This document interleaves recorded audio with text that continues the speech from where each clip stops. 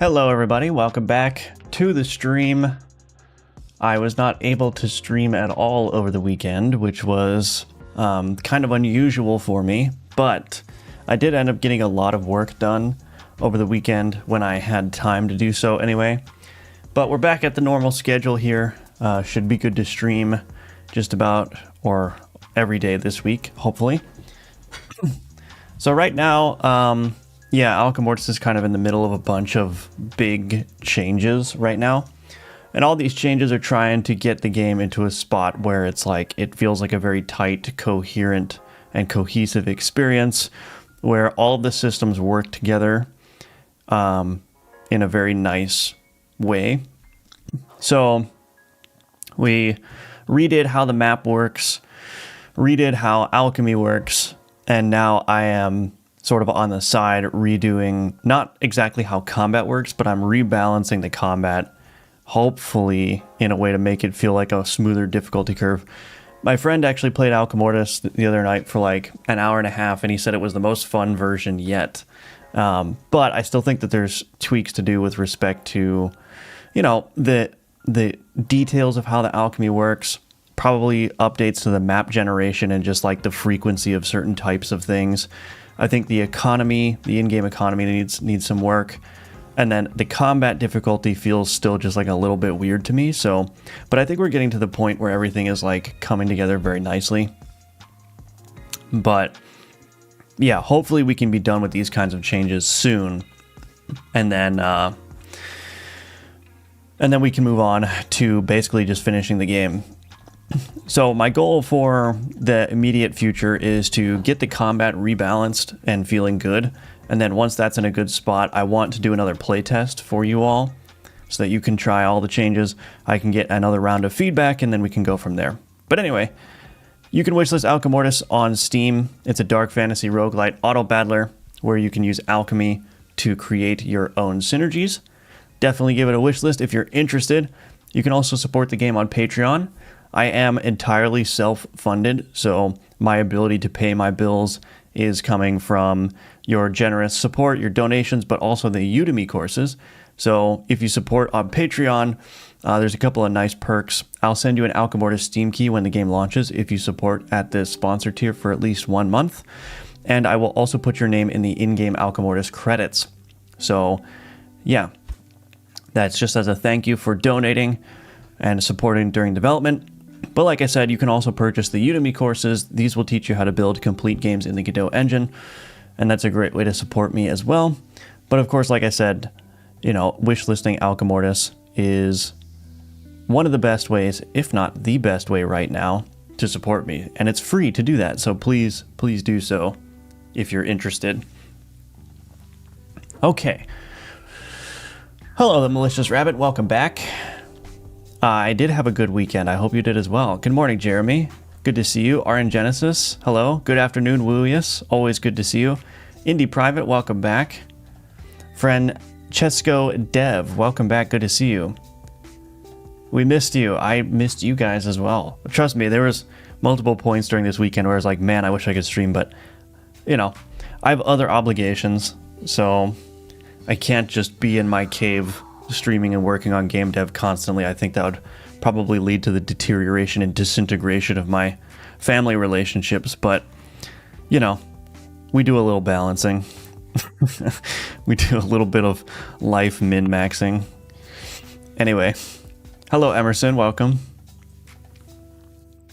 Alright, so I was playing around with the combat, a more exponential growth formula for the combat on a different branch, but I don't really know what I'm doing there. So rather than flounder through that on the stream today, I want to get through some of these remaining to-do items. So for instance, this one's going to be really easy. There's still a delay when I visit a stronghold. And that was previously because that was supposed to, you know, the boss, you were thrust into the boss fight automatically in the earlier version of the game. And so that pause was supposed to be just like a way of grabbing the player's attention. But that's no longer necessary because the only way you can start a boss fight is by visiting a stronghold. So I think this timer here is the one that can be removed. Look at that, one line change. We're game developers.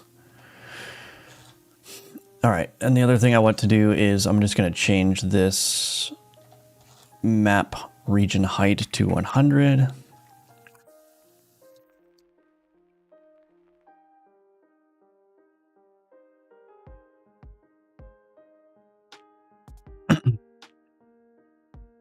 So let's see how this works.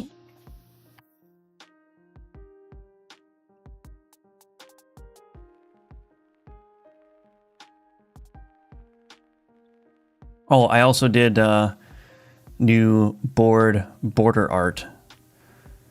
So I actually may need to adjust this enchant guy. Hold on a second. Maybe I'll do that right now. Water belly.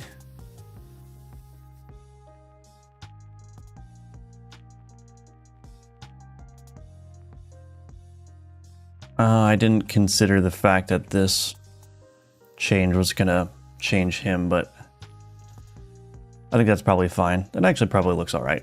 But anyway, yeah, I did new board art for the boards, so that random squiggly thing is gone. I know some people like that random squiggly design, but this design just fits much better, I think. And the other thing that I'm considering doing as well is actually giving a different border style depending on what the board is. So maybe the alchemy board can have a slightly different border style. Enemy combat boards can have a different border style, but I think this just works for all the boards right now. And this is fully dynamic as well, so as the board expands and contracts, these pieces will tile. Even these little top spikes here, those little top spikes are configured to tile based on the width of the thing, which ended up being a freaking mess because I can't just do it with a 9-patch rect for various reasons. So I've got this border panel here, and then I've got all these margin containers with individual 9-patch rects, and then getting this little piece to tile was a matter of nesting a couple of control nodes with a Sprite 2D texture. Anyway, but it works.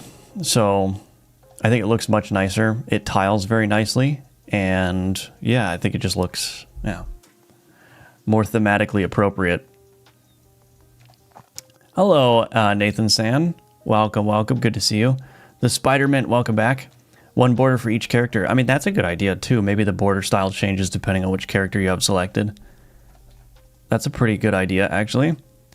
I like it. Good. Yeah, I'm glad you like it.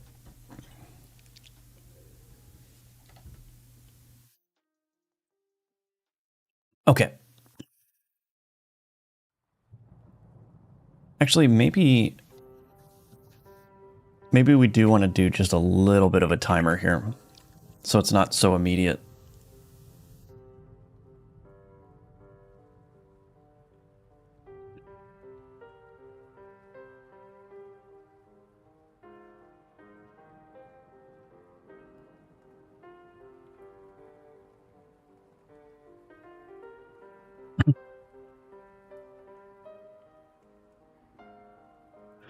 Hello, Ox21. Welcome. Good to see you. Hello, Johan. Sounded like you've landed at some good changes. How's the game feeling? It's feeling very good. I think, like I said, my friend played it the other night and he agreed, or he not agreed. He said it was the most fun version of the game that he's played. And I think most of the reason for that is, well, yeah, I mean, I think my changes are working. So the fact that, you know, you have to make tough decisions now about the map and which way you go. That's making a huge difference on the gameplay. Like, the only reason it took him an hour and a half is because, like, there was one period, like, he was streaming the game while I was watching over Discord, so I could take notes and whatnot. And there was one point where he stopped at a node, like, midway through the game, and he spent, like, 15 or 20 minutes just doing alchemy and, like, reorganizing his board and everything, and then deciding where to go next. And it was like, yeah, that's, I don't know. Yeah, I think it's like there's nothing in the game that's causing you to have to spend 20 minutes doing that. It was, he wanted to invest that time to make everything like fit very well and think through his board design very carefully. And so, yeah, I think the new alchemy system, alchemy being a lot more predictable, means that it's much more fun to use. It's much more fun to like throw things together and like construct your build by, because instead of becoming like an RNG, like a pure RNG thing, the alchemy, it's more so now a tool that you can use to chase that build that you want, to like mold your build. So it's like, instead of being pure RNG based, it's more strategy now, which I think is good. There is still an element of randomness to it, which needs to exist because there needs to be some pressure on the player to not just do alchemy all the time with like zero consequence. So there were definitely points in the game where my friend was like, well, I like how this card is configured, except for this one ability. I could do an alchemy and risk like bricking my item or like removing the abilities that I want to keep, or I could take the risk and see if I can land that perfect ability on, you know, replace the ability that I wanted to replace. What I was noticing though is I think the reagents aren't common enough. Like, the reagents are a major part of how like you can get those controlled alchemy outputs, and unless you visit a reagent node, you're not going to get reagents. And I don't know if just making the reagent node more common is the way to do that. So what I was considering doing is just having reagents have a chance to drop just normally from combat, or, you know, maybe the boss board rewards a bunch of reagents as well. I have to think about that. I definitely want to inject more reagents into the reward process of the game though, because right now, like I said, they're only acquirable from the event node.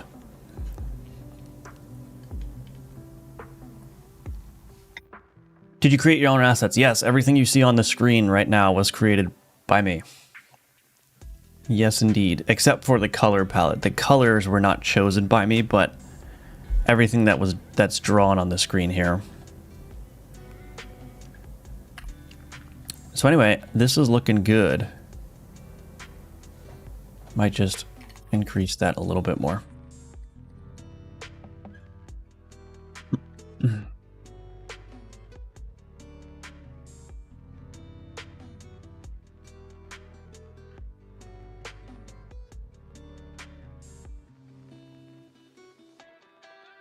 Okay, that's fine.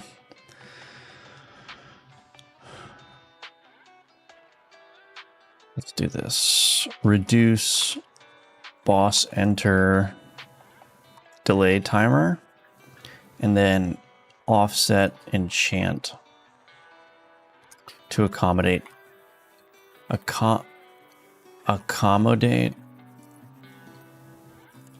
new board border.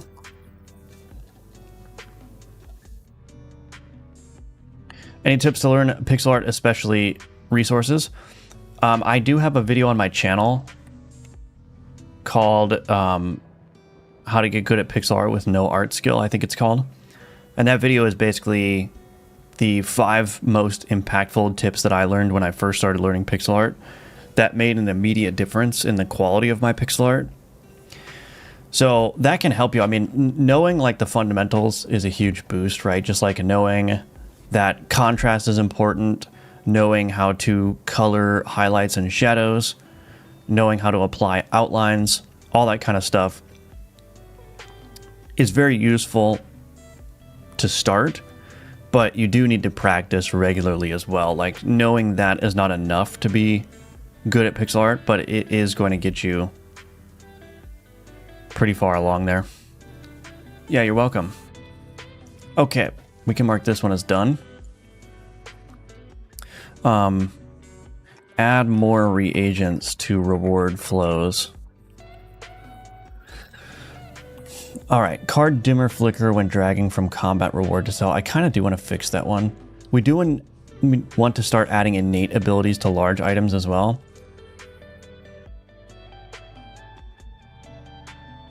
This one has been bugging me for a while too, so maybe we'll change that one. So when I apply an enchant, I forgot what my enchant is for. So when we apply an enchant that, for example, modifies a card, like crit chance or something, or the ritual tag, it's not immediately updating, right? So it says adds the ritual tag to this card. However, the ritual tag is not appearing in the tooltip or here. And that's because that ritual tag is not, it's not updated until the board that the card is contained within triggers sort of like those state updates. So as soon as I move this card somewhere else, now it has that ritual tag. So applying those enchants, it just doesn't take effect immediately. And so I almost wonder... if there's a direct way to do this.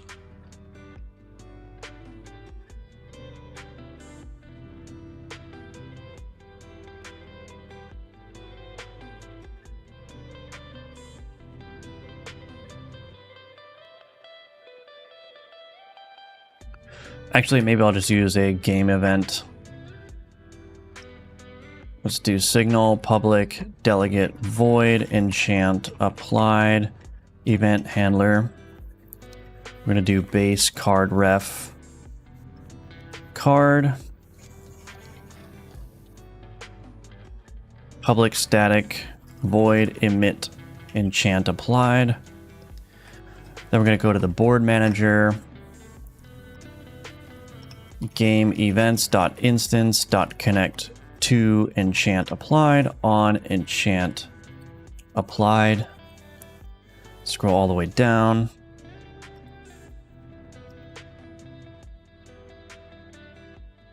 Var board is equal to this dot, let's just do get card board owner. Oh, this needs to be base card ref card.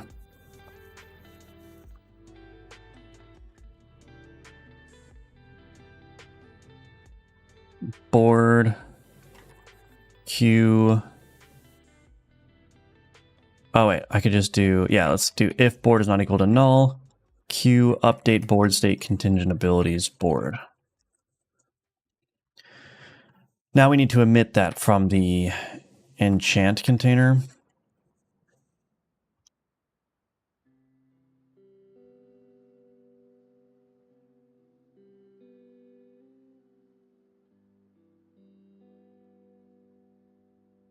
Game events dot emit enchant applied card dot ref.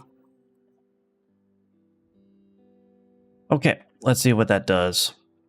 Hopefully we can get some enchants here that end up working.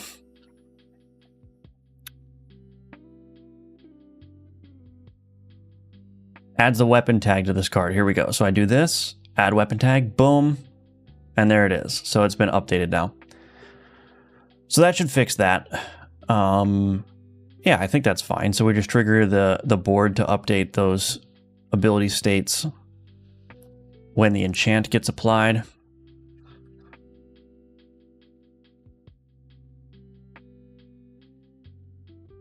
That seems fine to me.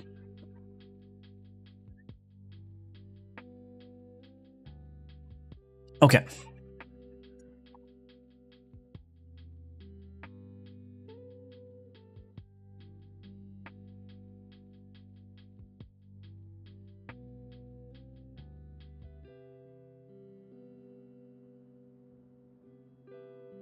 Boom. Done.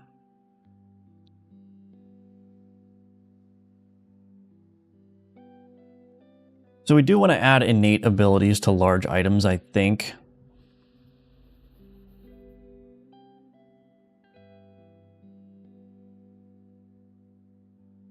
Do I want to take a look at this one first? Dragging from combat reward to sell. Let me see if I can resolve this bug as well. First, let's see if we can reproduce it.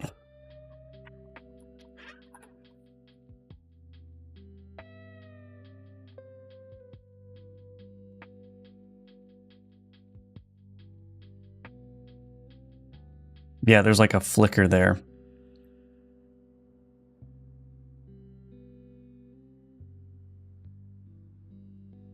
Is that In every case? Yeah, there's some kind of flicker happening. So why is that the case?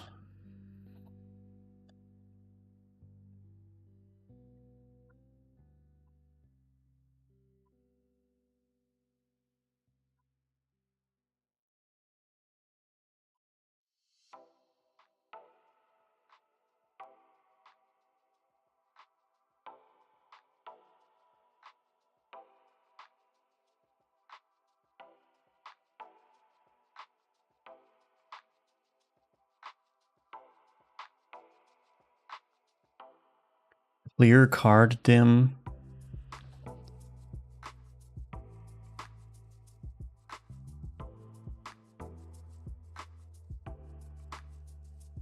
On card transferred. If from inventory.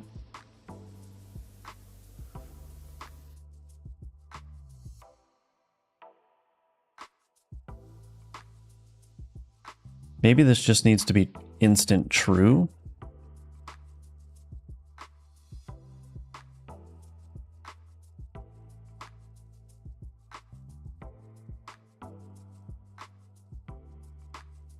Let's see if that fixes it. I hope it does. That would be nice if that was another one-line fix right there.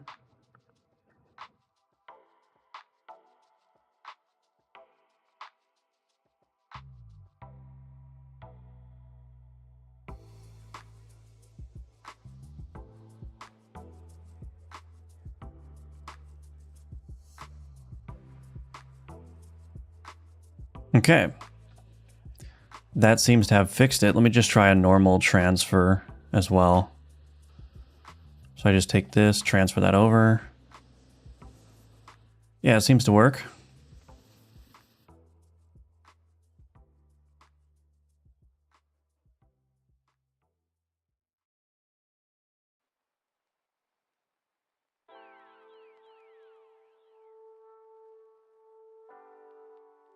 Sweet.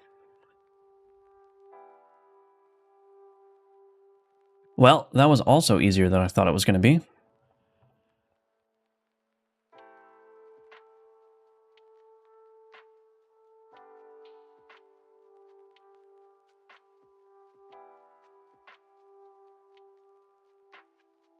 Excellent.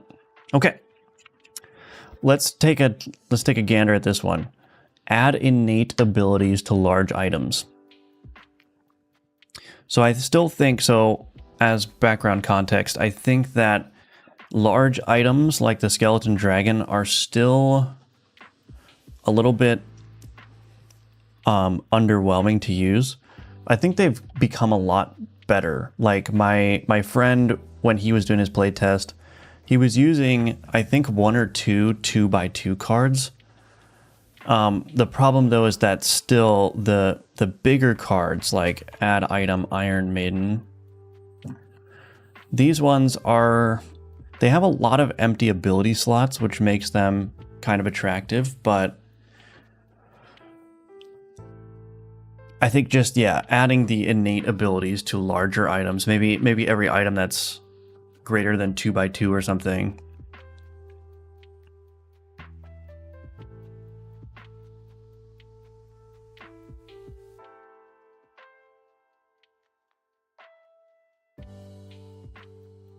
So yeah, I think we just need to go through and find all the large items and just add like maybe at least one innate ability to them.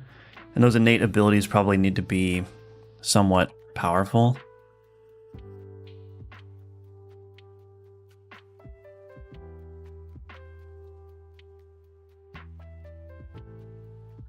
I think the good news is that I don't have too many of those ones, of those kinds of large cards, so let's see. So this one already does have an innate ability. So we need an innate ability for the giant squid. So let me just write these down.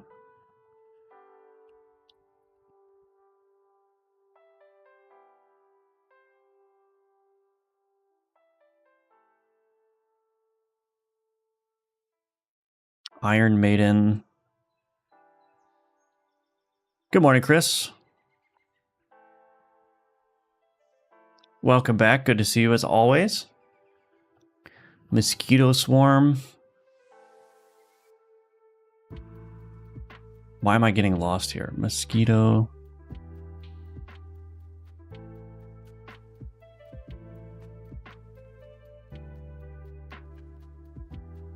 Skeleton dragon. Maybe the tapeworm?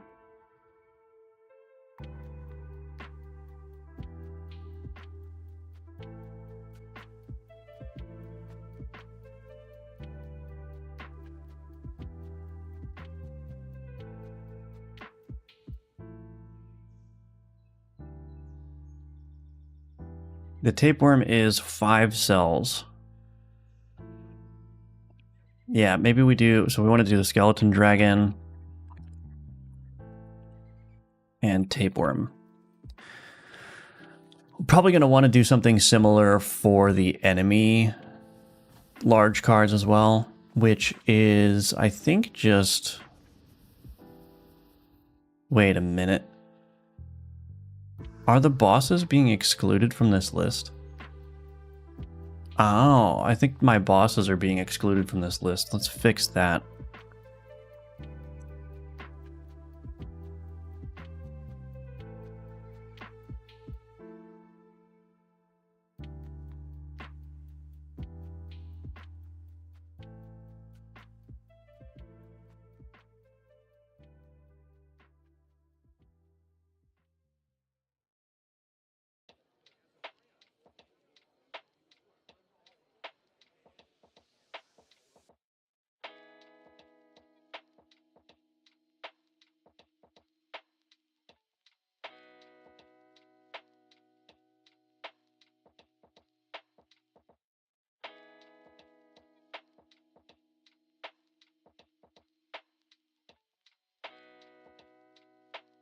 I think that's right. Yeah, so we've got Archangel. Okay, so if I do enemy, so there's the Archangel Melzahel, there's Mayor Albrecht, and there's Marshal Holt. Okay. So basically just the Archangel and Mayor.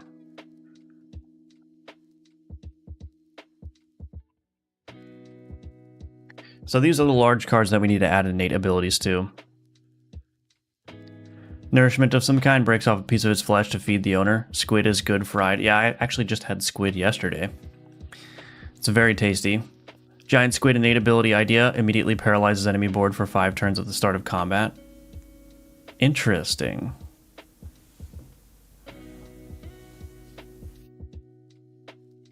Like every card on the enemy board? Every item on the enemy board?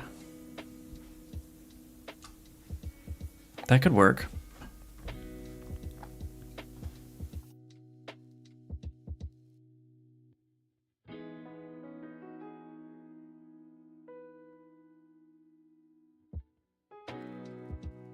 Let me think.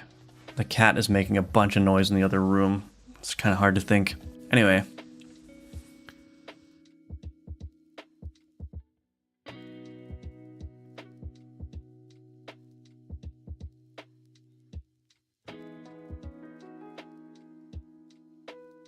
All right, let's take a look at the giant squid first.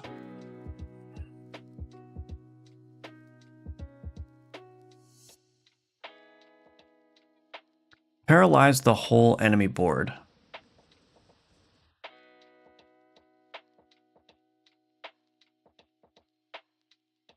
Wondering if that would be...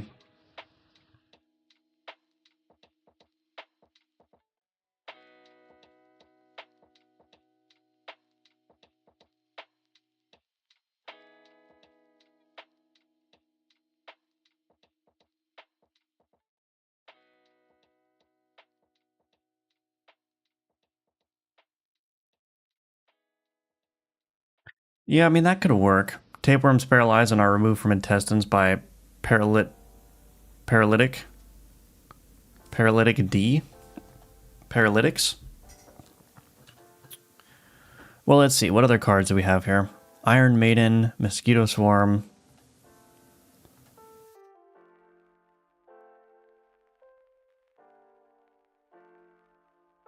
This is the hard part now. The hard part is coming up with innate abilities that are strong enough to make it attractive to use those large cards.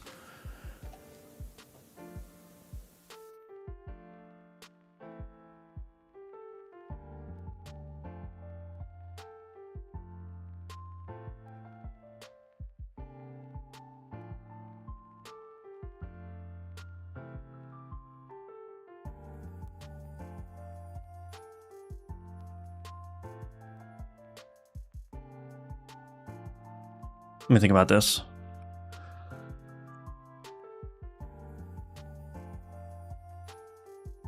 Combat start listener.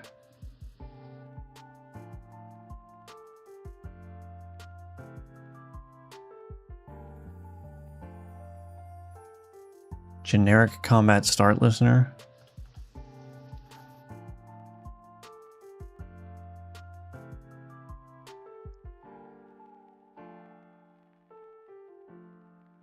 Okay.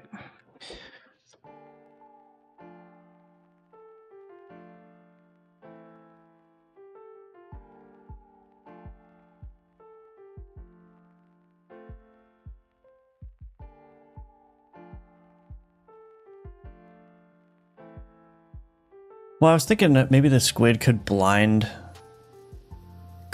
all enemies substantially on combat start, but I actually don't know if I have a way of... I don't know if I have a way of doing that. Combat start context. What is this?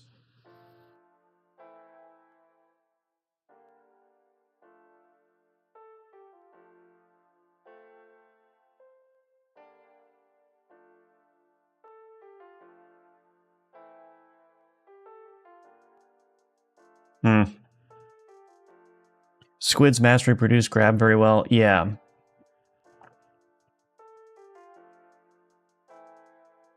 Ink blind, yeah. Hello, V, welcome back. That's what I'm thinking, some kind of ink blind on... Maybe it doesn't need to be on combat start. The tricky thing is executing abilities right when combat starts.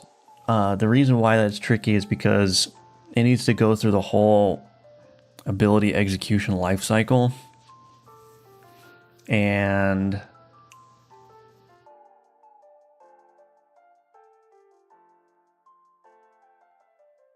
I just don't know if that's going to work.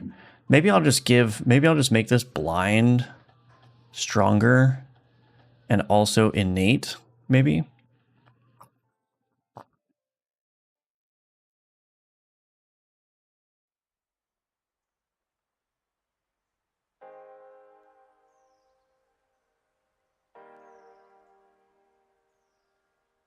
Maybe swarm as well.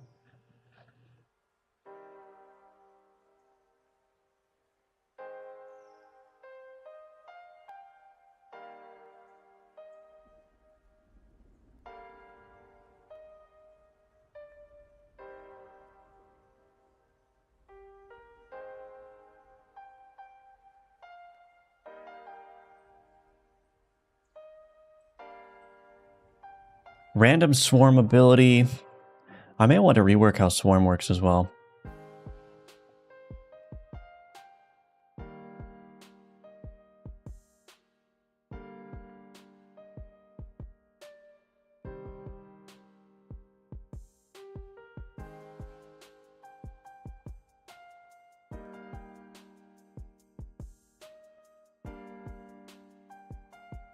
Is this even working the way that I want it to work? Hold on. I might have to... let's not get sidetracked here.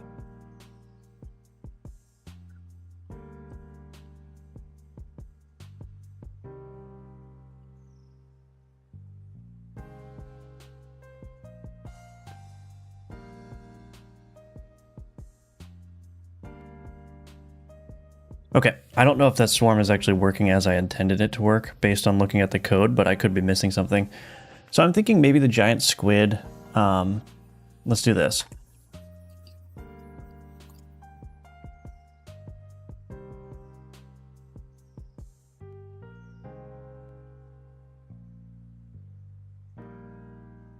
How do I actually use the swarm decorator?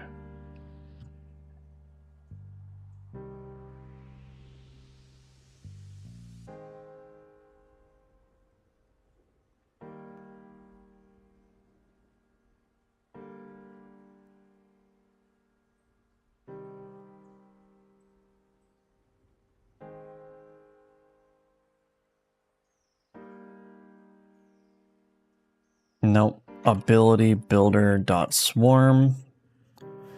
Blind. Let's up this to 50. Swarm blind dot set is alchemizable to false, and then we'll put this in here. I also am not sure if that's actually going to work with the save file. I should probably test that as well. Let's get rid of this set is alchemizable to start and turn off ignore save file.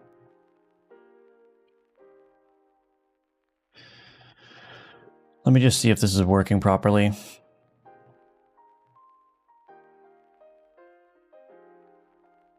Hide all target effect.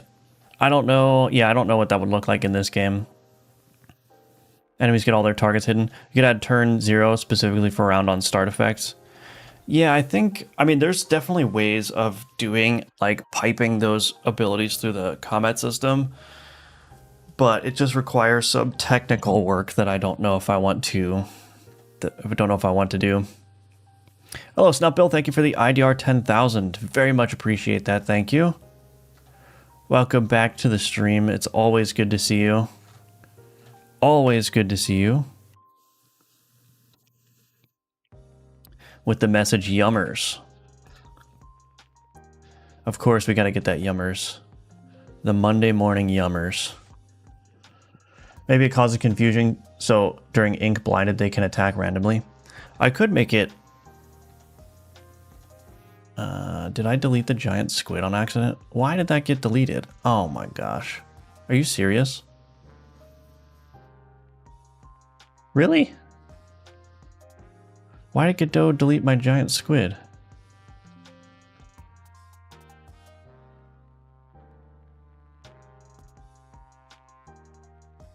Ugh, are you serious?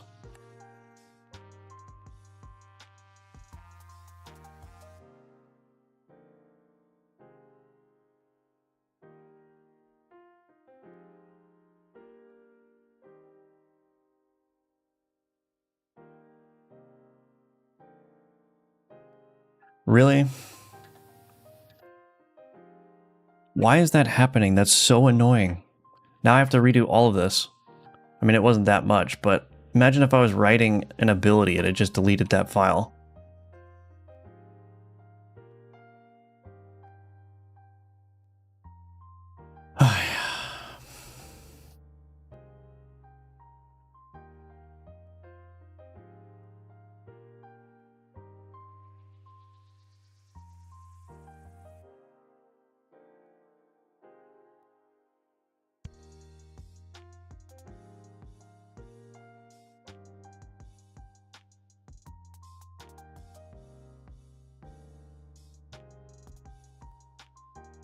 That's very, very annoying. Tapeworm, innate idea, emaciate reduces enemy health by X%. That could work. Giant squid empowers the owner to extra attacks for a single battle with cooldown.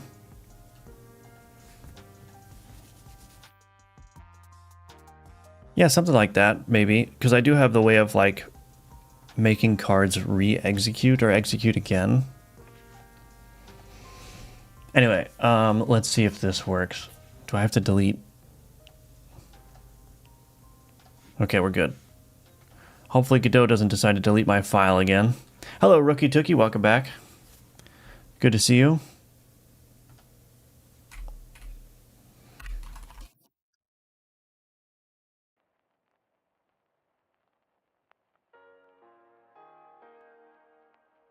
Maybe we'll make that even more powerful too. But let's just see. I want to see if I can get that swarm ability on the skeleton or something. I did not. Let's do it again. Nope, still didn't get it. Okay, this is going to be a little bit tricky, but that's all right.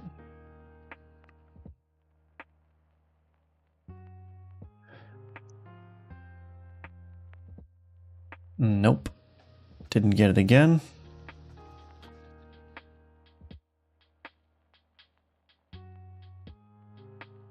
Oh goodness.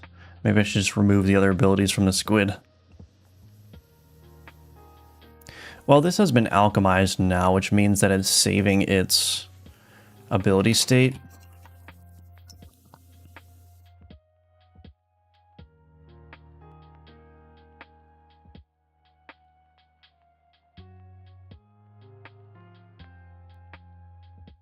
So it should be loading that from the file. So if I reload, I should still see that swarm there. Okay, yeah, that is working. All right, and then also,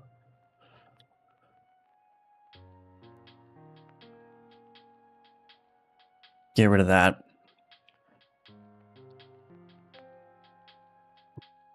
So we've increased the blind, we've made it apply to more than to all the enemy minions, and we've added swarm to it. Now we gotta set it as an innate ability.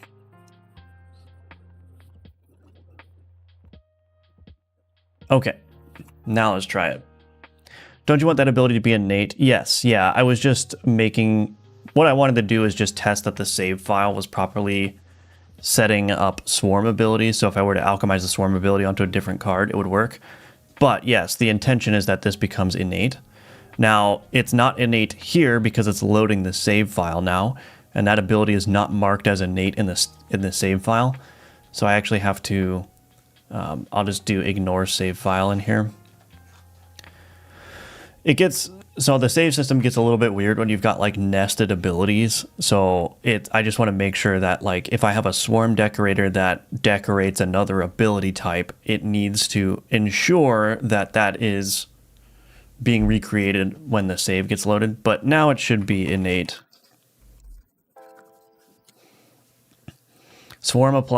Innate. Swarm applies 50% blind to enemy minion items for 1 execution.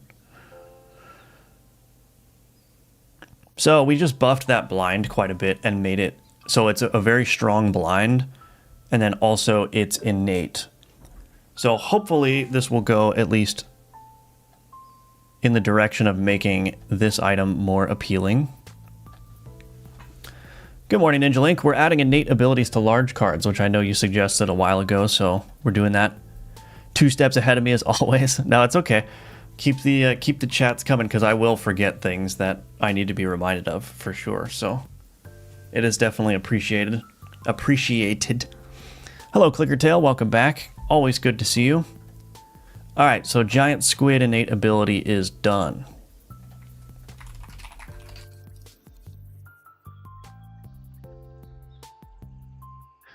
So basically anything that's larger, anything that occupies cells more than 4 is going to have innate abilities, and that's the reason I came up with that cutoff is because, again, I was watching my friend play the most recent build of the game a couple of days ago, or was it? Yeah, a couple of days ago, and he was using 2x2 cards naturally.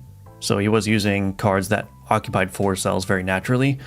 It's just that anything larger than that he wasn't really using. So I'm just sort of using that as like my guesstimate cutoff of like which cards are big enough such that they need innate abilities. So any card that occupies 5 cells or more is going to have an innate ability, at least 1 innate ability. Now the very large ones like the skeleton dragon, maybe that will have 2 innate abilities. I just saw the clip, you accidentally deleted it when you were deleting the JSON files. Oh, interesting. Okay, sorry for blaming Godot. Maybe, oh, you know what probably happened? I probably had this selected, and then I control-clicked to select these, and then I just deleted it. Yeah, that's probably what happened. Okay, I gotta make sure not to do that. Yeah, that's probably what happened. Because the problem is when I click on... Okay, yeah, never mind. Sorry, Godot, I didn't mean to... I shouldn't have blamed you. I should have looked inward. Should have questioned what did I do wrong instead of accusing you. I'm sorry. I hope the Godot engine forgives me. Will those innate abilities be alchemizable? No, so when an ability has the innate tag on it, it cannot be transferred to any other card via alchemy. It also cannot be replaced in alchemy either. That's the other important thing. So an innate ability basically means this ability will always be on this item, no matter what. It can't be removed from the item. So I should actually probably test that. So if I throw the giant squid into the alchemy pot with an alkahest, which says that it removes all abilities, what it should do is it should actually leave the innate ability untouched. I think that's what it's going to do, but I could be wrong.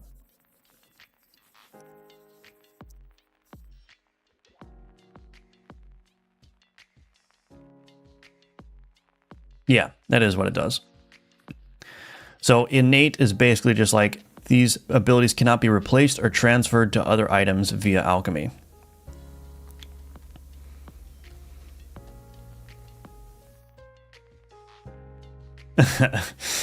Hello, Junie. Welcome back. Mosquito Swarm innate idea. Bleed procs have a chance to heal for half as much damage.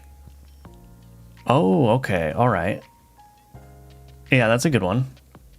Didn't mean like that. I was just curious. No, I got you. I got you. Hey, I'm doing one of your Udemy courses right now, having lots of fun. Awesome. Thank you, Janors. Appreciate you taking the course, and I'm glad that you're getting value out of it. Okay, so we need to come up with innate abilities for all these other ones. I think Mosquito Swarm healing on bleed could be an interesting one for sure. But let's see what we can think of for Iron Maiden. To make my life easier, I'm just going to add the Iron Maiden here.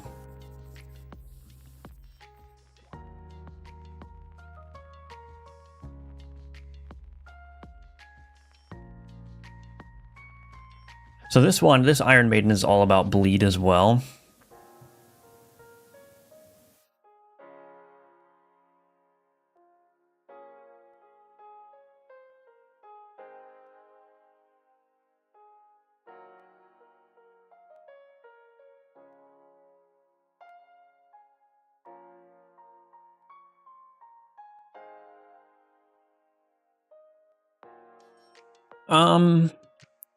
What do I want to do here? So one option is to do what I did with the squid, which is to take one of these abilities, buff it a lot, and then slap the innate tag on it. Or we can come up with a totally new ability for the innate. All other weapons on the board apply additional bleed. Oh, okay. Let me check something real quick.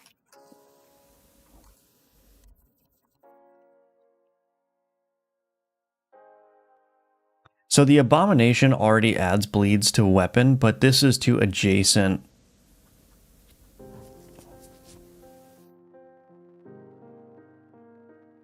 Adjacent weapons. I guess it wouldn't be bad.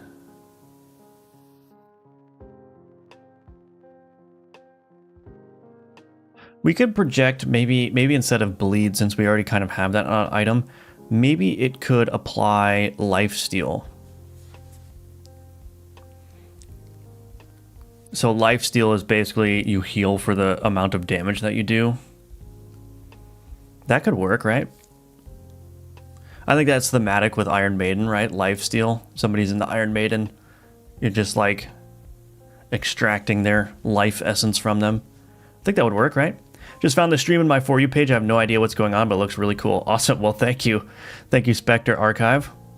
Yeah, right now I'm making my game Alchemortis, which will be available for sale on Steam later this year.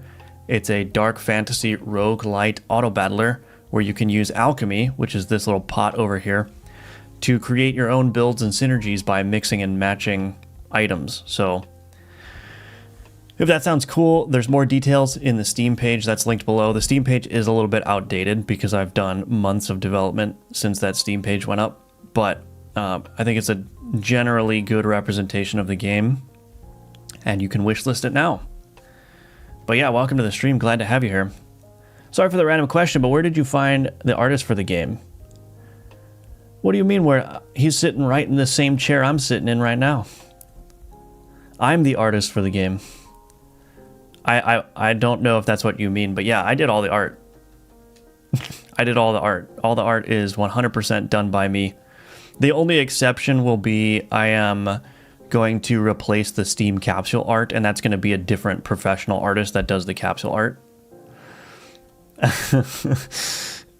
Yeah. Oh, nice. Yeah.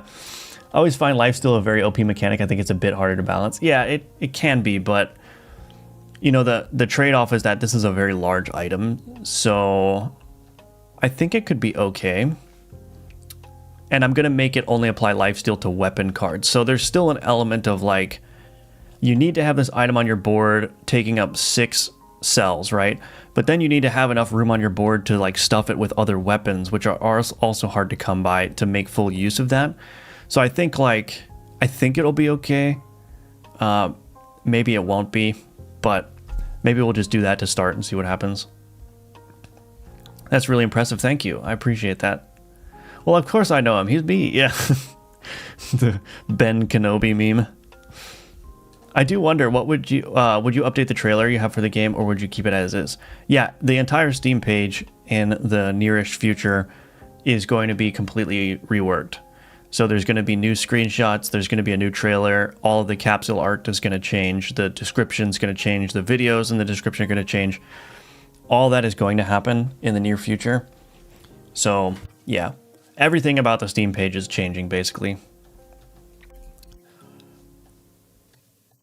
Okay, so I think we'll go ahead and do that. Iron Maiden project lifesteal to weapon cards.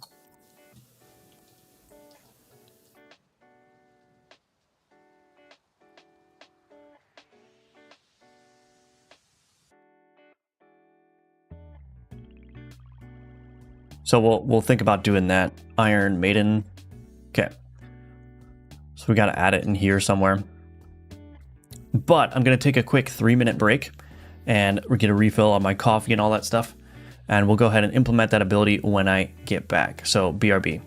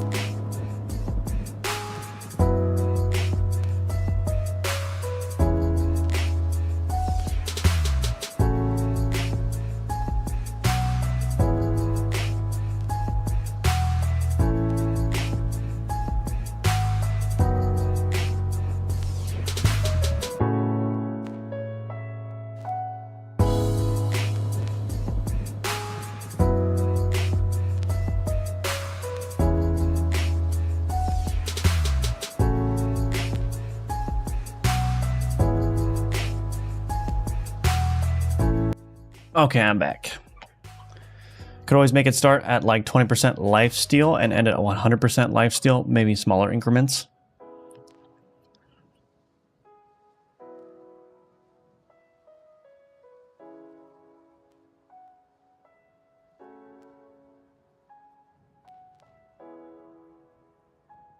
Yeah, that could work.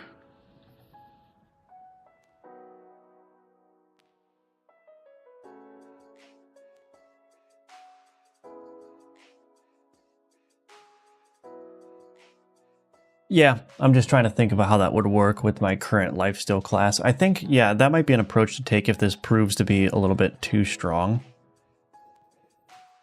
But let's just do this first. Lifesteal is equal to project lifesteal. New ability builder dot nope, not new ability builder. Ability builder dot project ability. This will be new lifesteal. Is 3 okay? Probably 3 is okay. Query target provider. Okay. Query source board. Nope. We don't want those. Query directions entire board card tag weapon.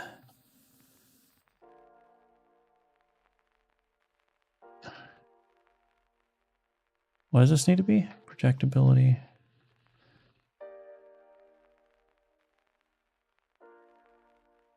Can this just be base composed ability instead?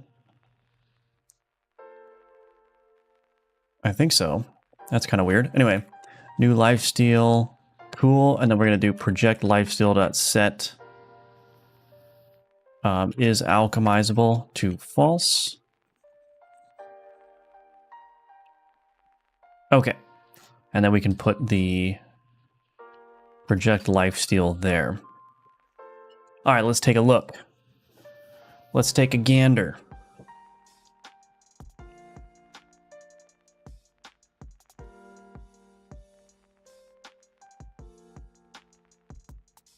Projects to allied weapon items. Deal 3 damage and heal for the damage dealt. Awesome.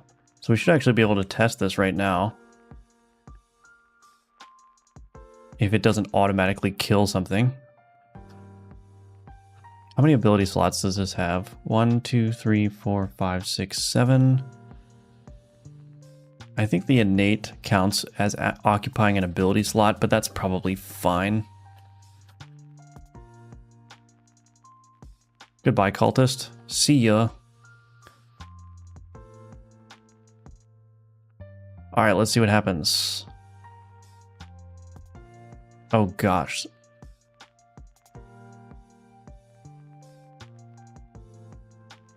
Did that do damage? Dealt 3 damage, healed 3, yes. Okay, perfect.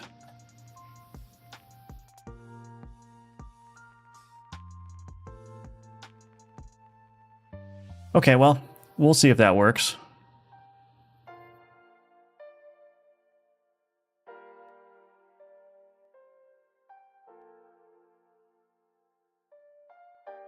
Is that still healing?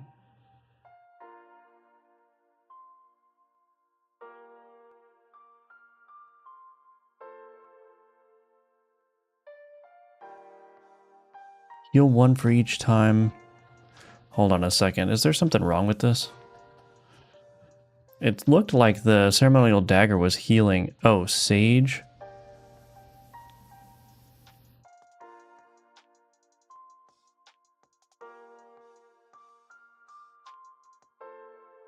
The ceremonial dagger was healing every time. Uh-oh, that's not good.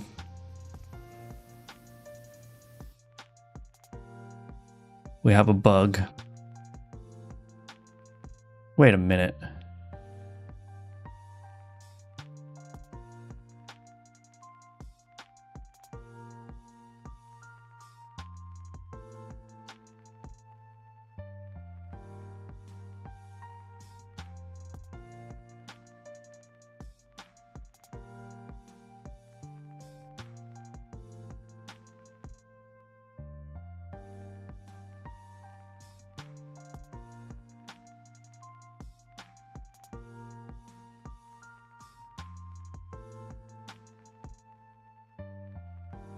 Why?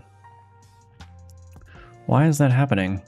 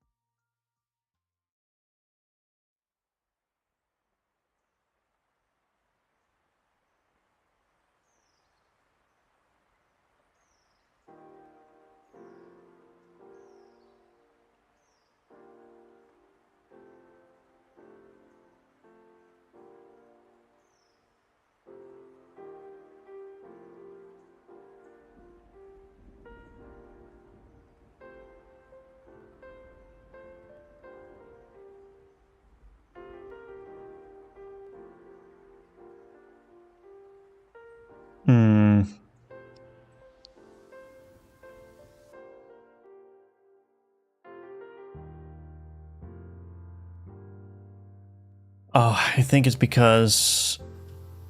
Rebuild. Shoot, I have this ability tree here. Does it need to... I think it needs to rebuild this ability tree every time I call clear here. Okay.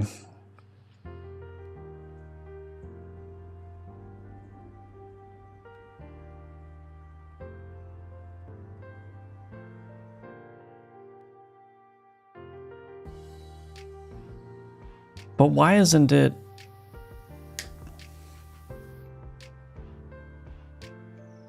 Yeah, it's... I think I just need to rebuild that ability tree. Yeah. Okay. Well, who knows how long that ability was in place. Or that bug was in place. Interesting. Okay.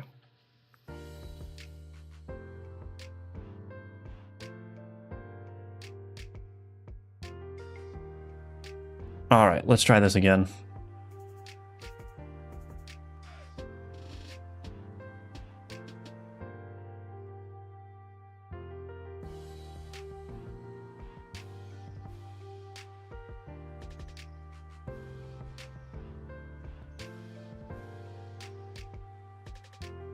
That's kind of unfortunate. Ability tree.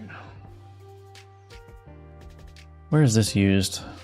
So I moved, so my ability system was basically an ability tree, but what I did...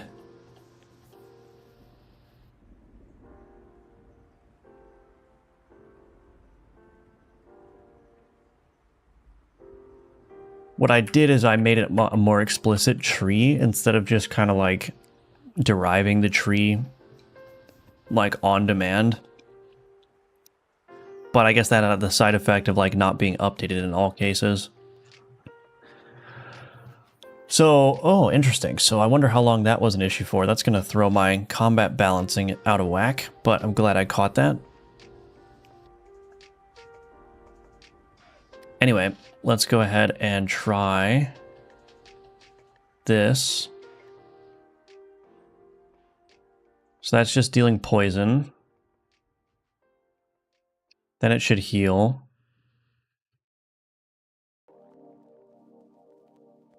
Oh, it didn't heal, but it's not doing that projected ability anymore. Okay.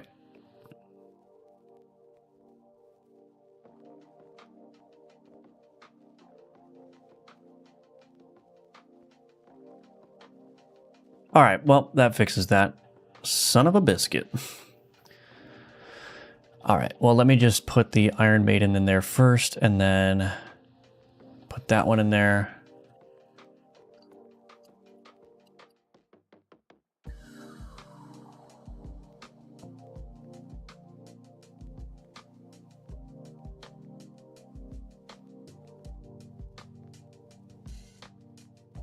Oops, okay.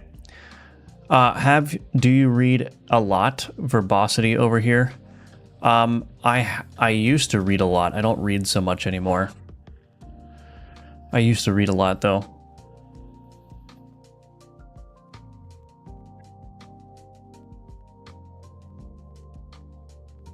Welcome back, Monkey Software, by the way. All right, let's keep moving on then. Mosquito Swarm.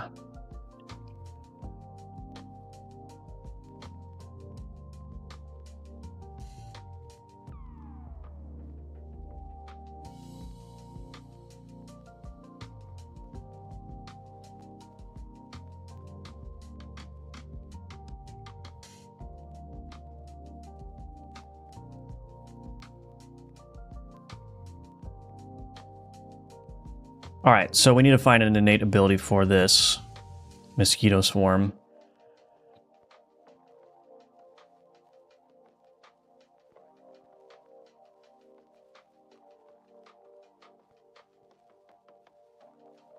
Did somebody suggest a mosquito swarm ability?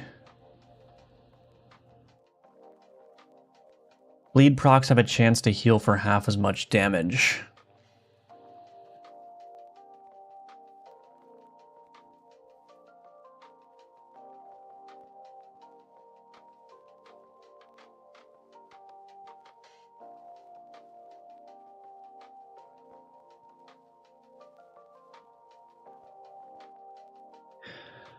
So that's an interesting idea. The problem with this ability system is that there's not really a concept of passive abilities. So the way that this works is that all these abilities will be, I mean, I guess there kind of is a concept of passive abilities, but the way that these combat abilities work is that these will execute when the card executes, when the item executes. So I guess to modify that, I guess what I would do is I would do something like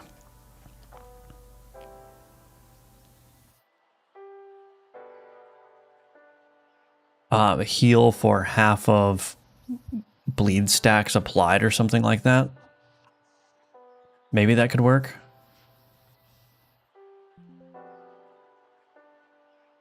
Let's try that. Now I gotta figure out how to do this.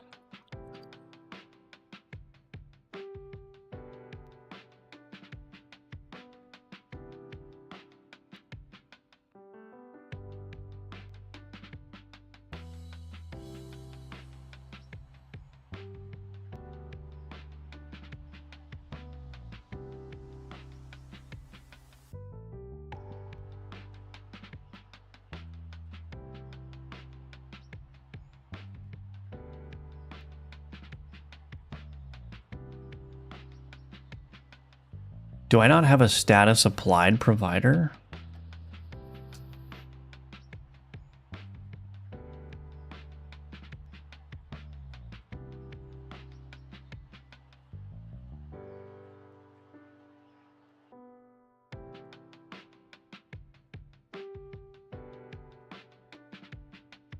Oh no.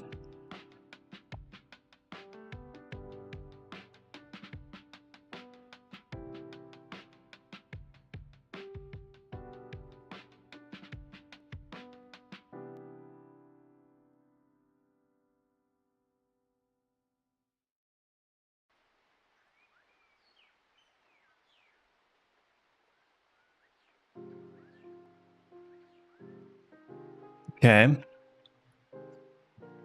Let's see, how is this being tracked? Status applied, entry type, status type. Okay. Public, int, get status.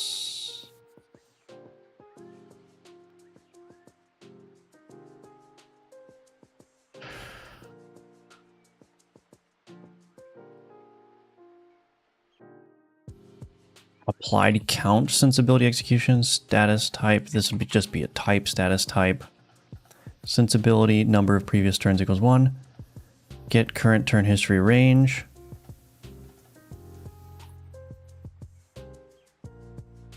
Wait, this isn't going to work.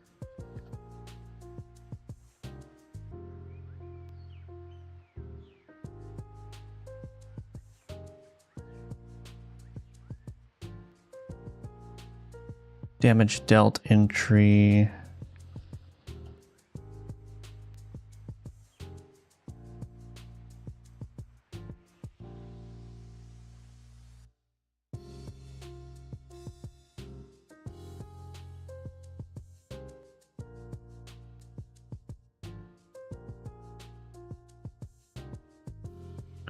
Oh, this is a mess.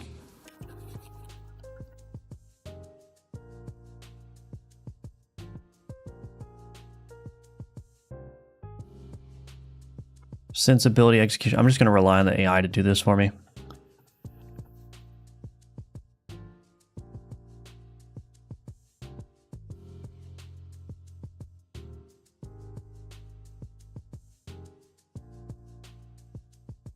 Entry status type is equal to status type. Buy board is equal to null.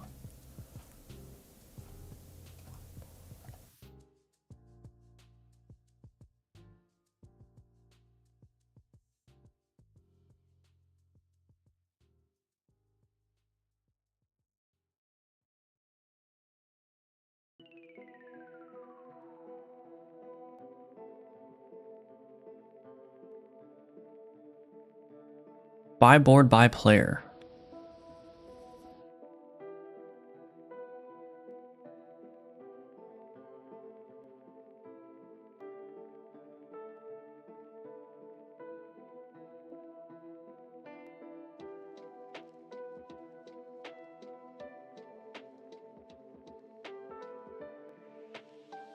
I don't think I want this check. I'll just do buy board.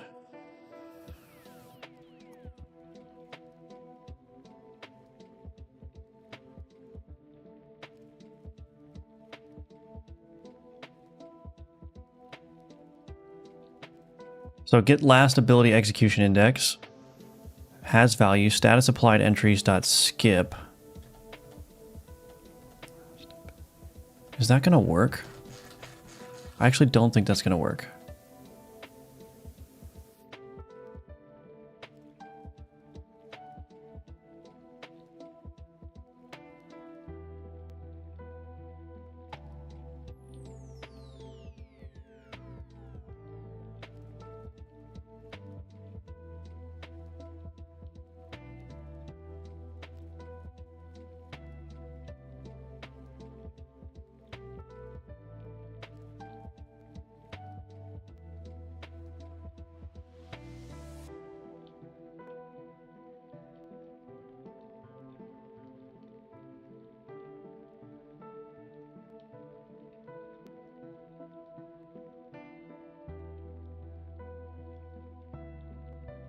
No, that's not going to work. Shoot.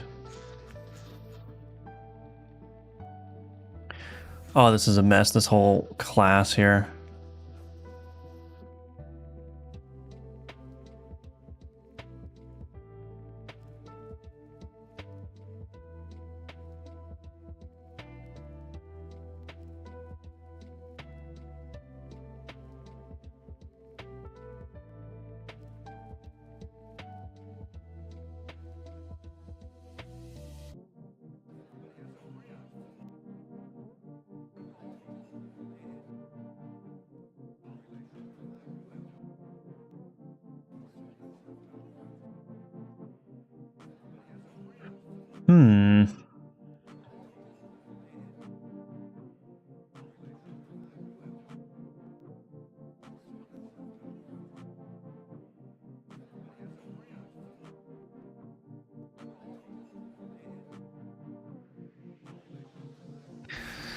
Well, I may have stumped myself already.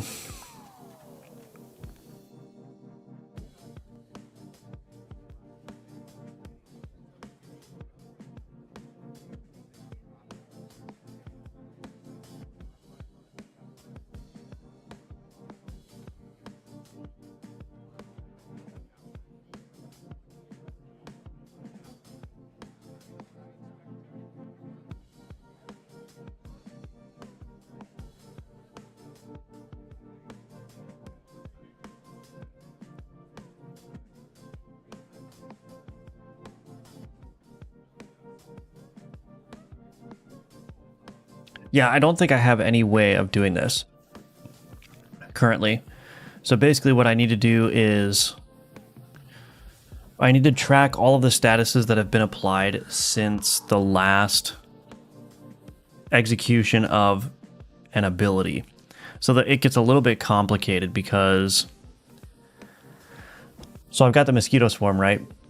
Let's say that I had an innate ability before this swarm and it said, okay, heal for, heal half of the total bleed applied since last execution. So what I needed to do is that's going to execute first, right? And then this bleed is going to execute.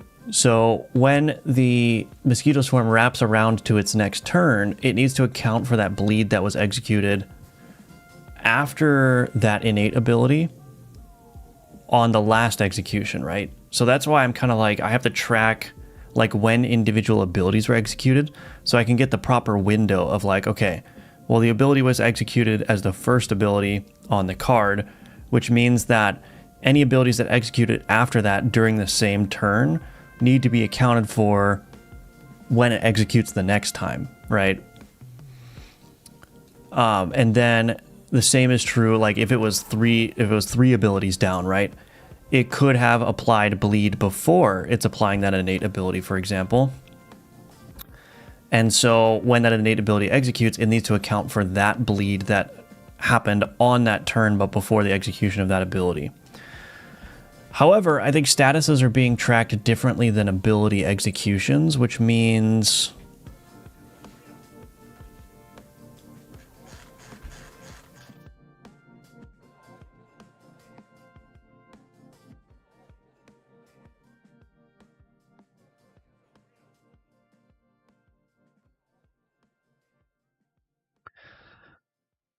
let me think. Get previous ability turn.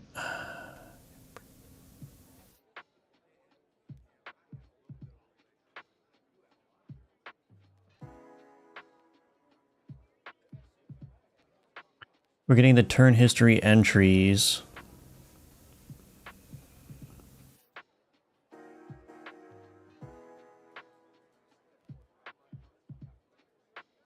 So we're getting the range of turn history entry since the last turn execution index. But then we need to go in here and get the statuses applied since that ability execution.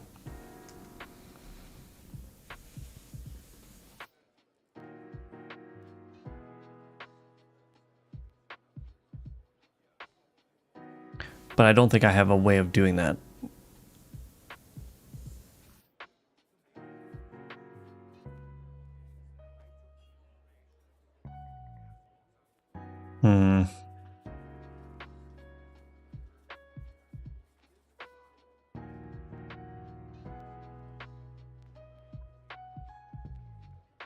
Okay, well, we may need to shelve this one for now because I don't know what I'm doing.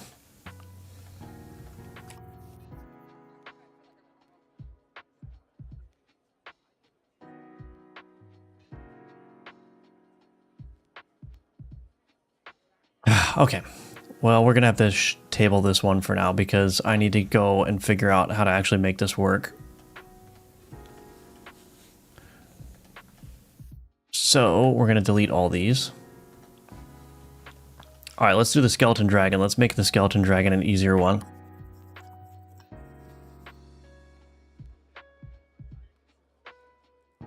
Let's go ahead and make the skeleton dragon an easier one here.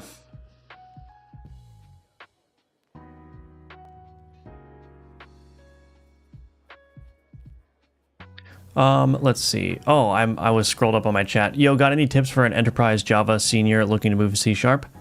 I don't have any tips. I'm just using C# as the scripting language for Godot. I don't know anything about the, you know, the standard like .NET way of doing things for like software development or anything. Hello, Jagged Daytona. Welcome back. You need a sliding window or action history. Make sure its size is bounded, does not grow endlessly. I see that, yeah, those messages were retracted in the YouTube chat. But yeah, I mean, I do have a turn history. It doesn't grow endlessly because it only logs those turn histories for that combat. But I may need to think about redoing that whole system because it's very, very hard to work with. It's very hard to work with. So yeah, we'll see. We will see. But we're going to get rid of this. Let's think of some abilities, innate abilities for the skeleton dragon.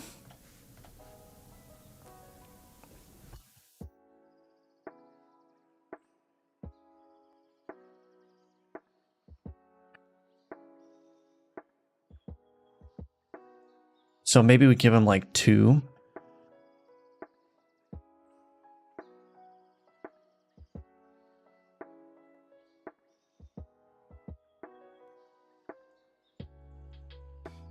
Do I really not have...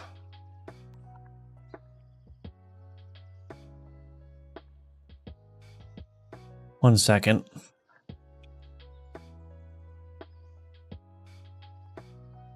Ability type tracker provider.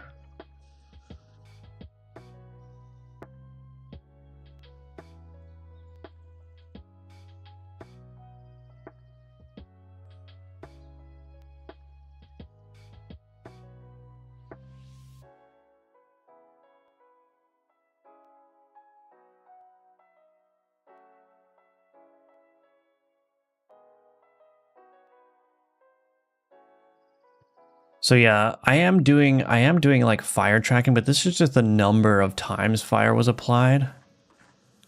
It's not actually tracking the amount of fire. It also... Yeah, this is a kind of a mess. Hello, Old Hig. Welcome, welcome. Good to see you.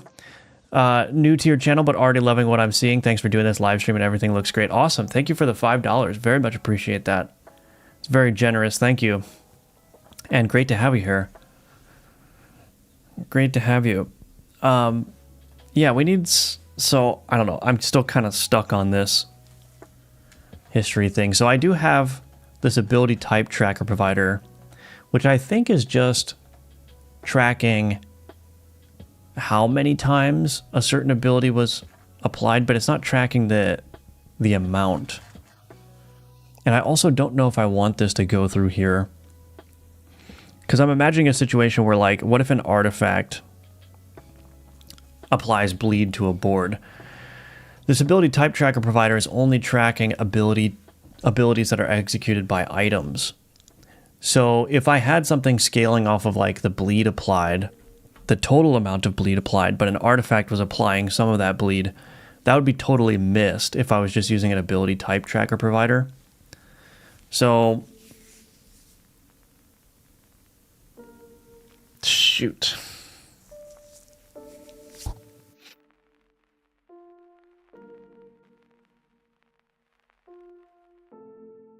Yeah, I think I just need to maybe rethink how that whole system is working. Because ideally, stuff that needs to know, like, how much fire was applied or how much damage was dealt, ideally that should all go through the turn history here. Like, everything should be logged in the turn history, and then all of the information about how much damage was dealt should be queryable against the turn history. And the reason for that is because, like, the turn history is also powering the combat log as well. So it's like everything needs to use the same system so that everything's nice and consistent and in agreement with each other.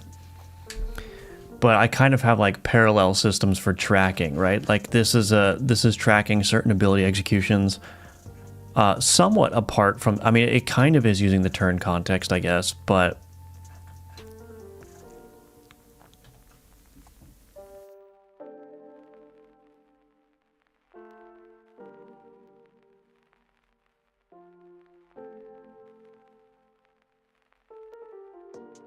Again, this is not going to solve the problem of if I want to apply, like, bleed through an artifact or something. Anyway, I'll have to think about that later.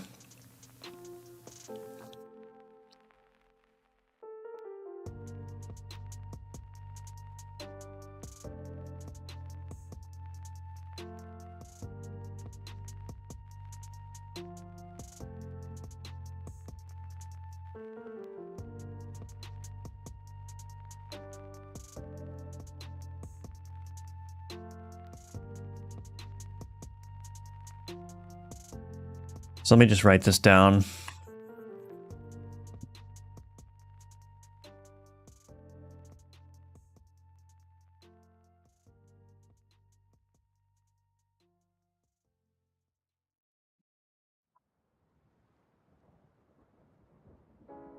All right. Anyway, does anyone have any ideas for what the skeleton dragon's innate abilities could be?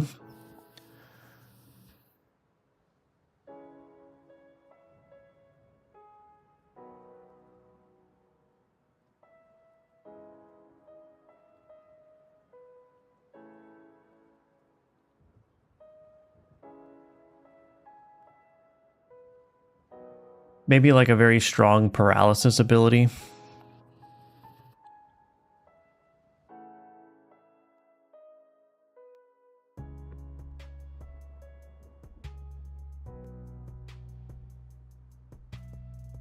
I have an idea. Maybe we'll just do this. Something very simple.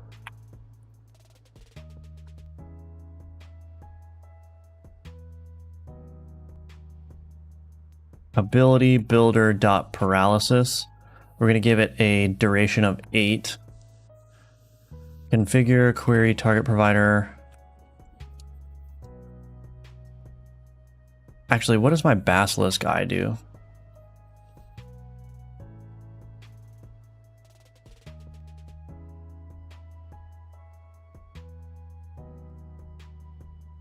This is gonna kind of step on the toes of the basilisk eye a little bit, but no, it won't. Actually, no, it won't, because the basilisk eye happens right when combat starts. Query target provider dot. What is the default paralysis here? Minion. So we want to get rid of the limit. Get rid of order by random. Dot query options dot limit. What is this by default? It's null by default. So we'll set that to null. Query target provider dot query options dot order by random equals false. Paralysis dot set is alchemizable to false. So we'll do paralysis here, and then what was the other one I was going to do? Oh, let's do project echo.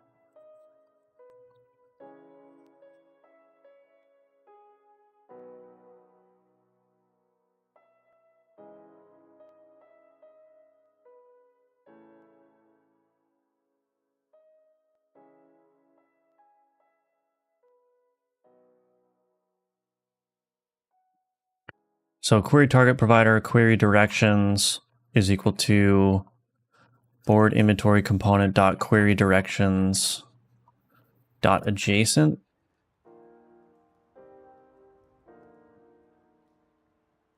Project echo dot set is alchemizable to false.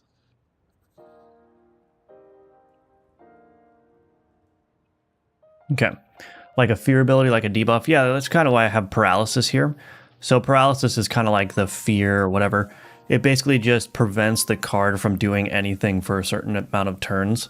So its turn counter doesn't increment. It basically becomes frozen for however many turns I define.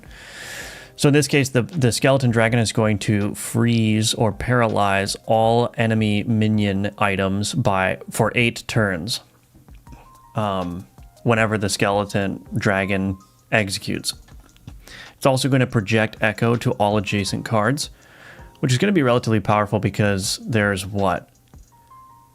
There is 3 times 4. There are 12 possible adjacent cards that could be against the skeleton dragon. So that's pretty strong too. It buffs all cards around it. Maybe minions get a buff. Yeah, we're on the same wavelength, I think. Some games, the skeletons come back to live after a while. D&D, for example, come back to life after a while. Yeah. Yeah, this could transform into like some kind of other card. You could have it buff other skeleton-based cards, thinking, excuse me, Wrath of the Lich King trailer with the frost worm rolling over and all skeletons start to glow. Everything I've seen regarding paralysis that is extremely strong, and any run where you've had a strong source of paralysis just cause you to steamroll over all encounters. Yeah. Paralysis is strong. I did actually end up nerfing it a little bit by just reducing the turn cooldowns of paralysis across the board, like the magnitude of paralysis across the board. But in the case of Skeleton Dragon, I think it makes sense for it to have a very strong paralyze. Because again, we're trying to resolve the issue of large items still not being like competitive choices. So by spicing it up a little bit, by giving these large items abilities that only they can have that are also very powerful, hopefully that moves the needle in the right direction in terms of making the large cards more appealing to use. And additionally, look at all these empty ability slots you can put other abilities on. So, yeah. Hopefully this does it, but we'll see. Like, look at that. This is a skeleton dragon just like one-shots that encounter by its default state, which is good. Like, that should probably happen. But if you just use this alone, it probably will start to fall off until you add some more abilities to it. So I think that's fine.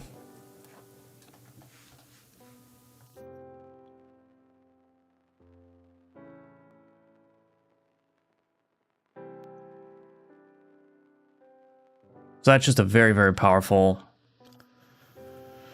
ability there. All right, tapeworm. Let's see what we got for the tapeworm. So the interesting thing about the tapeworm is that it exhausts itself. So the ability that it has innately needs to be pretty strong.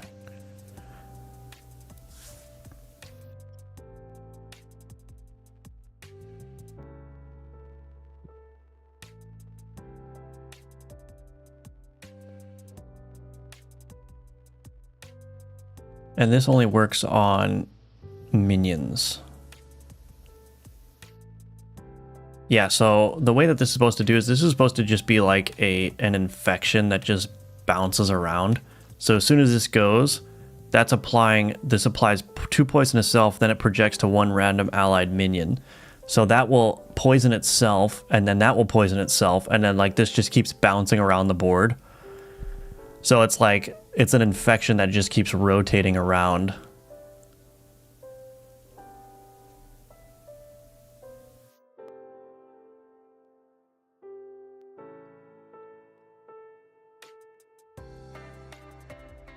But since the tapeworm exhausts itself, it needs to have some kind of other very powerful... Maybe we could just give it like a really, really strong bleed or something. Let me actually take a look. Let's look at the card inspector. Or maybe, I mean, maybe one of its innate abilities is it could just exhaust a random enemy card. That could work too. How much support do you have for builds for specific card types? It would be cool to see additional tags. Like you got a skeleton dragon, you could look for other skeleton cards. Yeah, so that's the thing, is like, so every new like tag mechanic like that I introduce, kind of like, it will open up the complexity of the game, but also demands that I create like synergies for it, like things that can synergize. And so the reason why I've been hesitant to add like more granular tags, like this is an undead or a skeleton tag or whatever, is just because that blows up the complexity quite substantially. I'm not saying I won't do it, but I think what I'll try to do is just get the most out of what features I have currently. Because not only do I have to, like, would I have to tag those, like, skeleton cards, for example, as skeletons, but I would also have to make sure that there are enough skeleton cards in the game to begin with to make that a viable build path, right?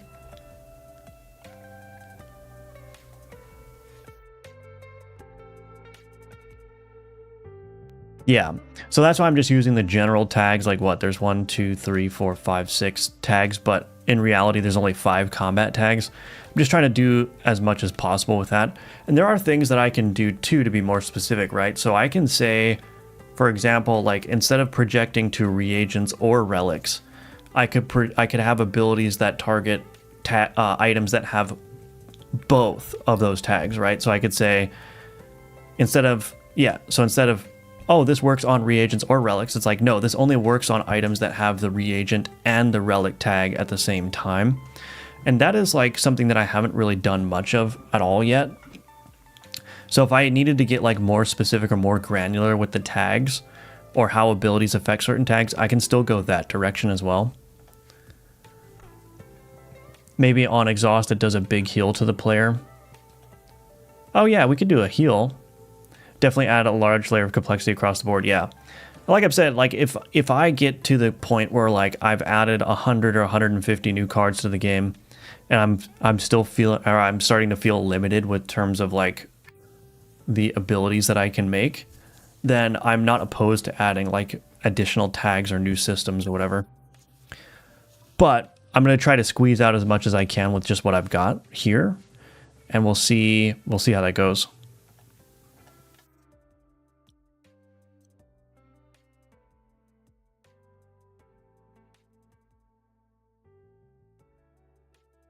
Let's just give it a big ol' heal.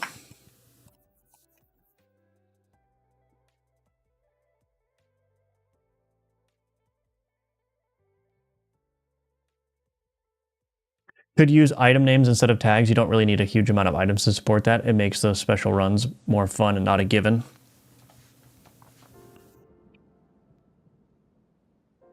Yeah, item names could work.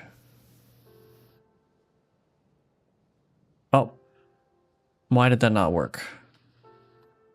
Oh, I did it on the wrong card, that's why. Oops. Does this game dev even know what he's doing?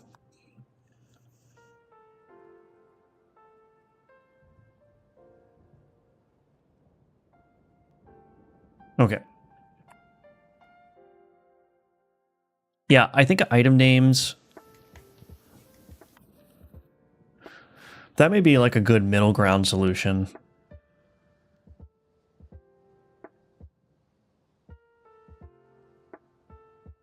So there's a big ol' heal for the tapeworm.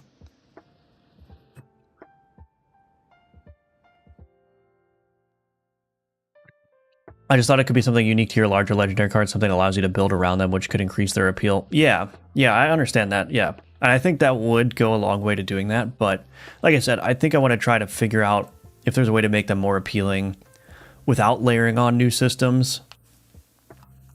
And because I think the item names, that's still the same problem. Like, let's say that on launch, there are 300 possible items that you can get as a player, and the skeleton dragon would have to probably reasonably like interact with at least 10 of them, right?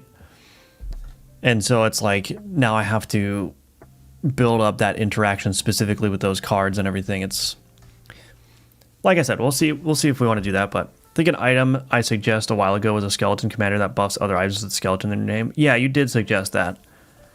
And the reason why I haven't done that is for the reasons I've already stated. I think a skeleton commander is like a good thematic card idea for sure. And maybe the skeleton commander can be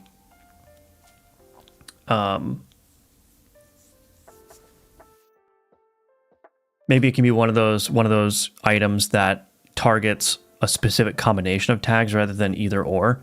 So it could be like the skeleton commander targets minions that also have the weapon tag or something like that, right? Because I think that's kind of similar, because there are ways to get the weapon tag onto minions as well. And so instead of identifying specifically which cards it interacts with, I can just tighten the constraints about what types of tags it targets and leave it up to the player of like how they're going to get those weapon tags on those minions, right? Or how they're going to get the minion tag on a weapon.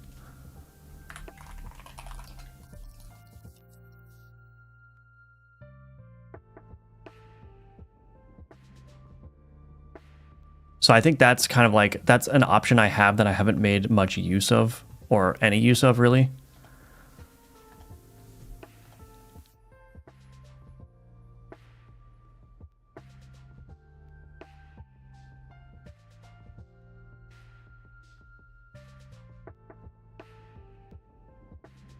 Excuse me. All right, so we need to add innate abilities to the mayor and to the archangel.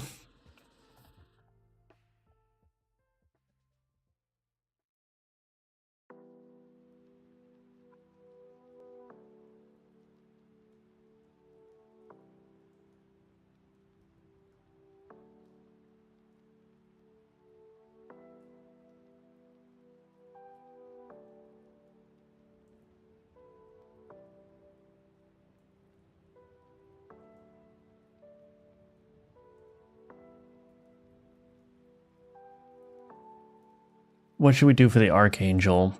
Let's take a look at it first. Actually, I guess I could have just added it to my board.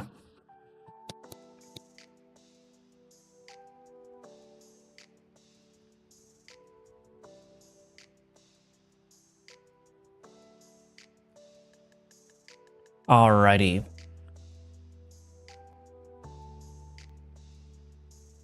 Deal 2 additional damage per allied relic item.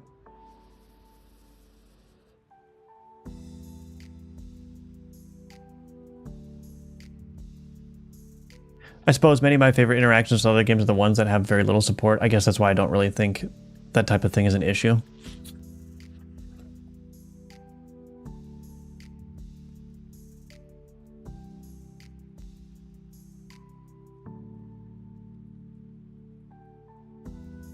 Yeah, I guess I'll have to think about it more.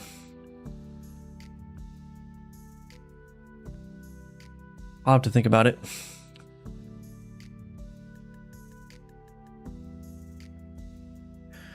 So I'm thinking Archangel Melzahel. 25% blind to all enemy minion items. Apply 4 holy.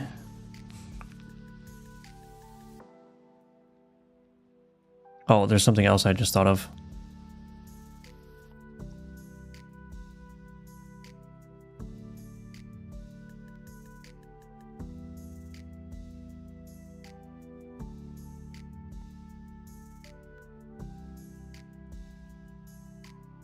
Okay.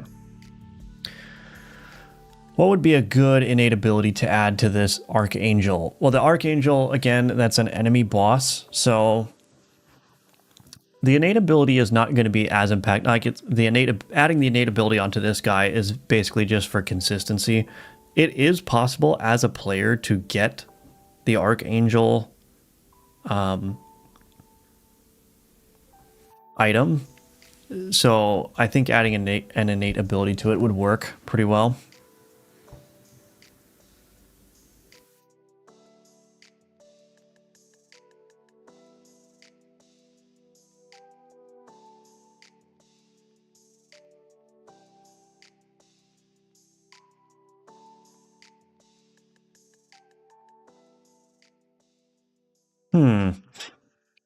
Well, this deals damage per allied relic item. Should we give it some kind of like project relic to something as the innate ability? Do I have a project relic already?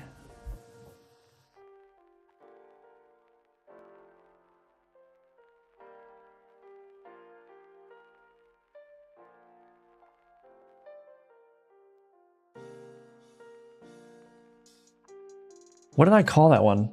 Stone of the Ancient. Is it just called Stone? Projects the relic. Right. Tag modifier. Okay.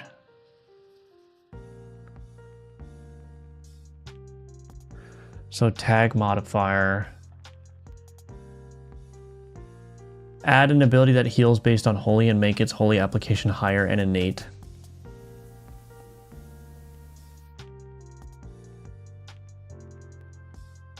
That's a good idea. That comes back to the same problem I was having earlier though with the mosquito swarm, which is I don't have a way of reliably tracking that. Maybe I should fix that first before I go forward with making these abilities. Maybe I should address that first. Maybe a stronger blind for a set amount of turns, something similar to paralysis.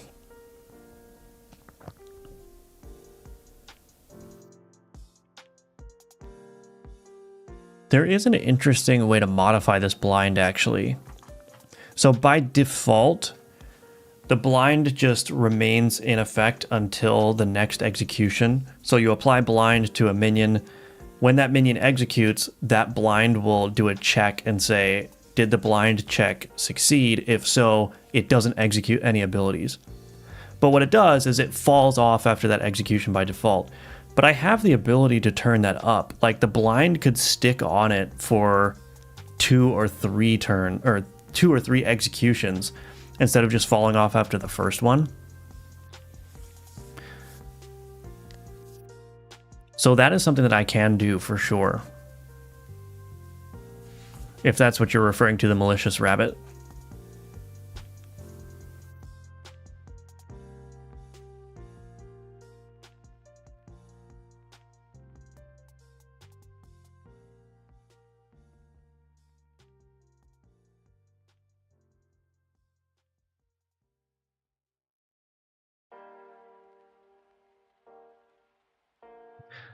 Let's see. How would I actually do that? Compose blind.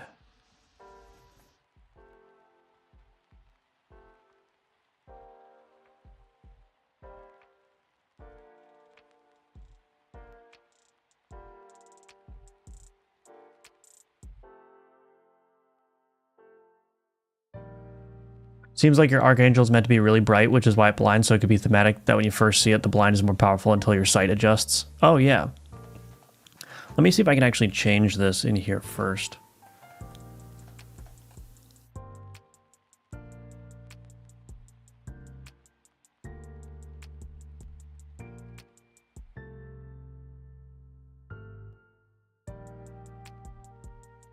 Maybe I'll just bump this up to 2 turns.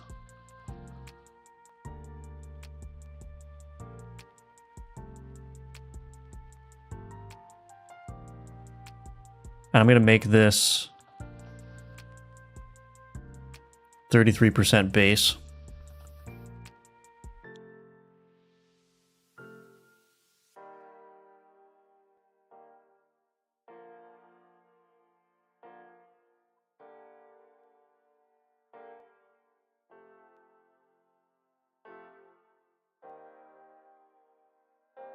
Let's see what that does.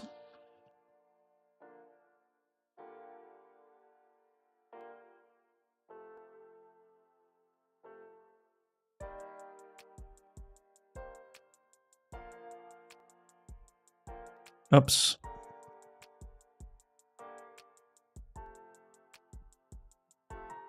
Innate applies 33% blind to all enemy minion items.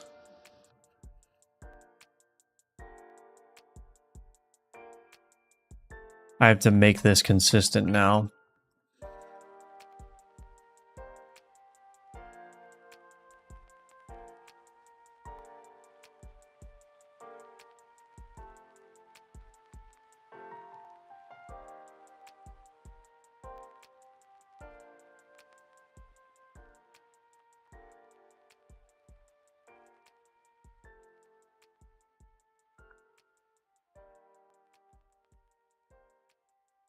I actually don't know if this is the way to word it, but let's see.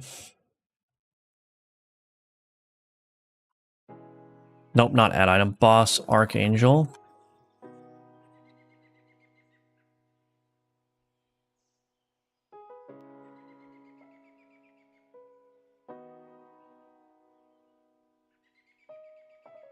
Okay, let's just see if this works. Now I gotta find a combat encounter. Okay. Let's just see if this works.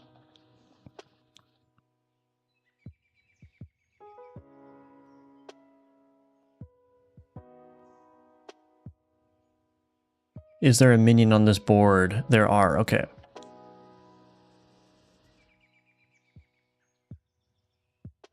Oh, the blinded is not showing up in the tooltip. Interesting.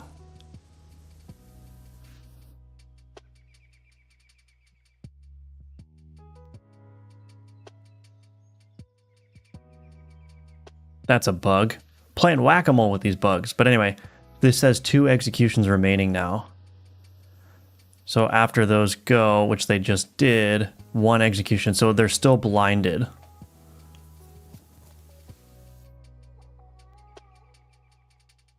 And then they're going to have, yeah, they're basically just going to be perpetually blinded. I guess it depends on how quick the turn cooldown is for these things, but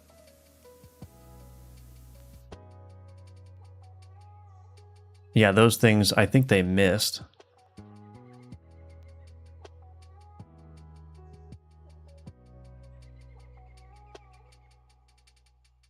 Anyway, I think that's probably fine for now. I think I will want to take your suggestion, Ninja Link, and heals based on Holy.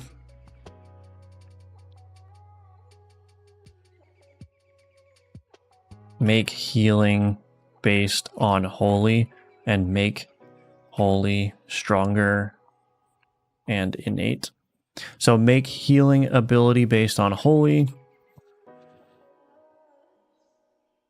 So I will do that, but I think I need to redo that system of ability or status application tracking. Fudge. Fudge. I'm gonna have to figure that out.